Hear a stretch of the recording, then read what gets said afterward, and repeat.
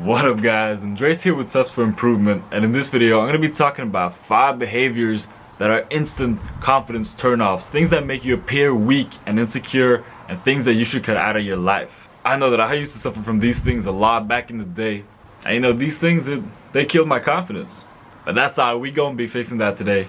Make sure to watch until the end of the video to learn about the 5 confidence killers. Alright, so let's not waste no time here. Killer number 1 is bad outfits.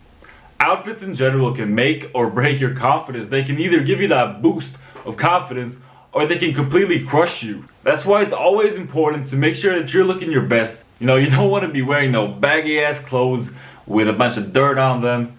Clothes that you haven't washed in fucking 5 months. Now, I don't consider myself to be no outfit expert here. I'm just a guy that's found my type of style. You know, I found clothes that fit me. And I found clothes that, you know, give me that boost of confidence. Now, my best tips for cultivating your own style and your own outfits are: number 1, make sure that they fit you. And number 2, make sure that they are unique to you.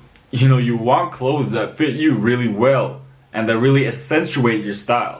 And also, you want clothes that are unique to you. You don't want to be wearing the same types of clothes or the same types of outfits that your friends are wearing. Make sure that they're unique, you know, make sure that you stand out.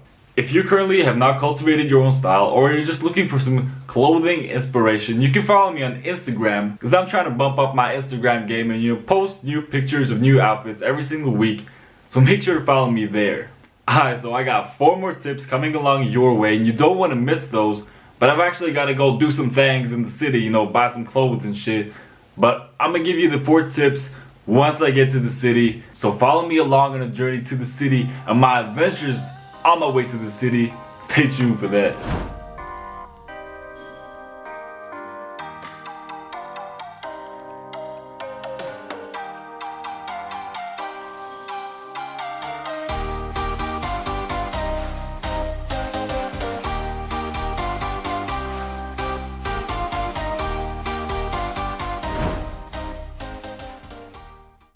Bam! Your boy just arrived in the city, and I'm gonna give you killer number 2 before I, head into the city and do my thing.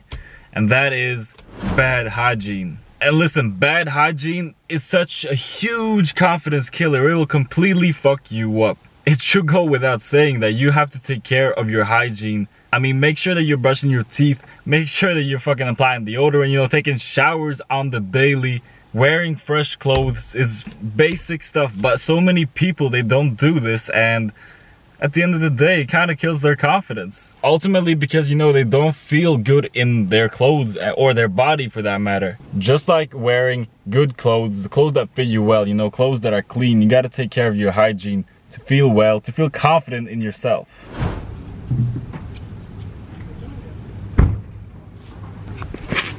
So now that we've pretty much covered the basic things like taking care of your outfits and your hygiene, let's get into the things that build true confidence. I'll throw on my shades because it's sunny as fuck here, but anyways, killer number 3 is having a negative outlook, and more specifically having a negative outlook on the future, pretty much living in the past and not focusing on the present moment or the future. This is a huge confidence killer because you're constantly stuck thinking about past events, past events that left you scarred, maybe left a bad impression on you. This should go without saying that this is no way to live. I mean, think about it. Isn't it crazy how we as human beings have this negative tendency to really focus and lock in on the negative shit that has happened in the past, past events? This can be detrimental to your confidence. It can cripple you from taking action, from actually doing things. I see so many people have these bad experiences, like, for example, let's say that you apply for 1, 2, or 3, or 4, or 5 jobs and you get rejected from all those jobs. I see so many people getting put down by applying for that 6th job, for example, but what if that 6th job is the one that you were ultimately meant to get? Or how about this, a lot of men, for example, when it comes to dating, they have these bad experiences with dating, so they get put off completely from dating, high quality girls in the future.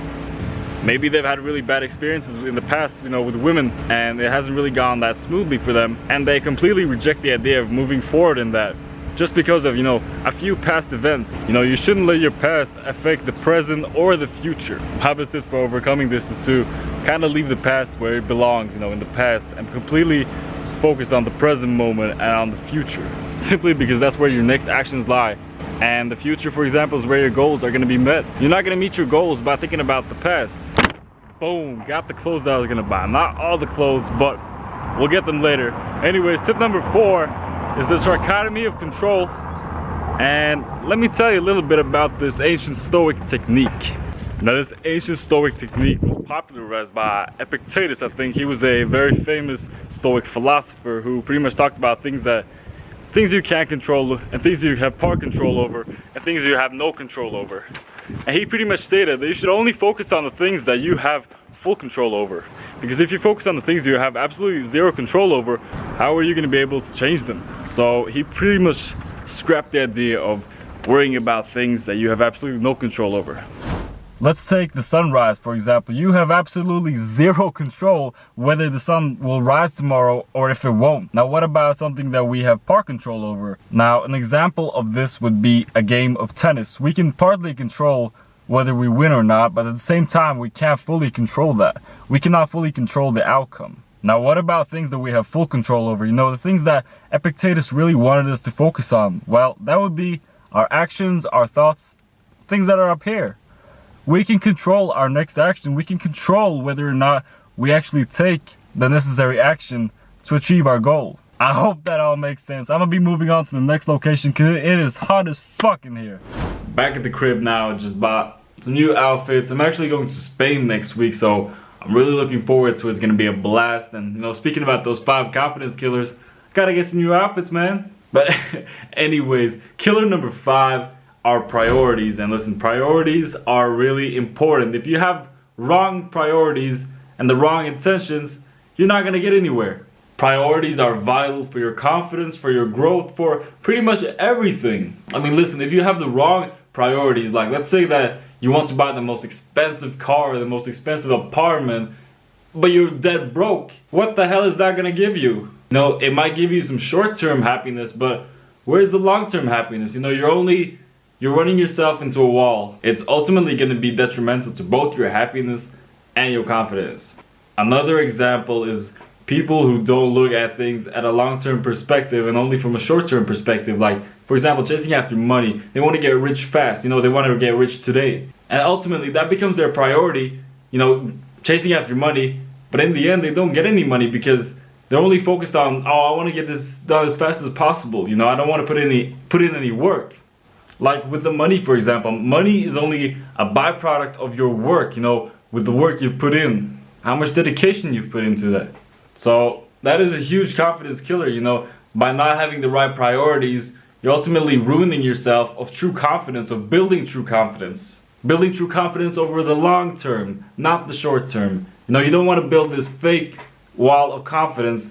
You want to build that long ass term of confidence. Anyways, I'm getting amped up talking about this. I love this topic. But anyways, I'm gonna have to wrap up the video here. But those are 5 confidence killers that you gotta avoid. And you know, I think it can be pretty easy to succumb to these killers sometimes, because sometimes, you know, we lose focus and lose track of things.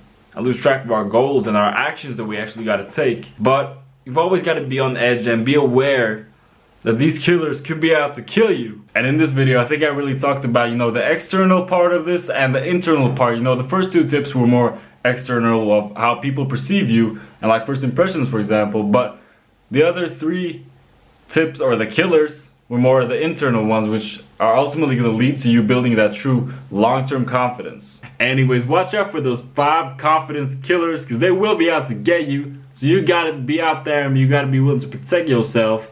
But anyways, if you enjoyed this video and you want to see more of this type of content, make sure to subscribe, because I upload new videos every single Friday. And make sure to follow me on Instagram as well, because I'm dropping new content there every single week. Man, check yourself before you wreck yourself. I'm gonna see you guys in the next video.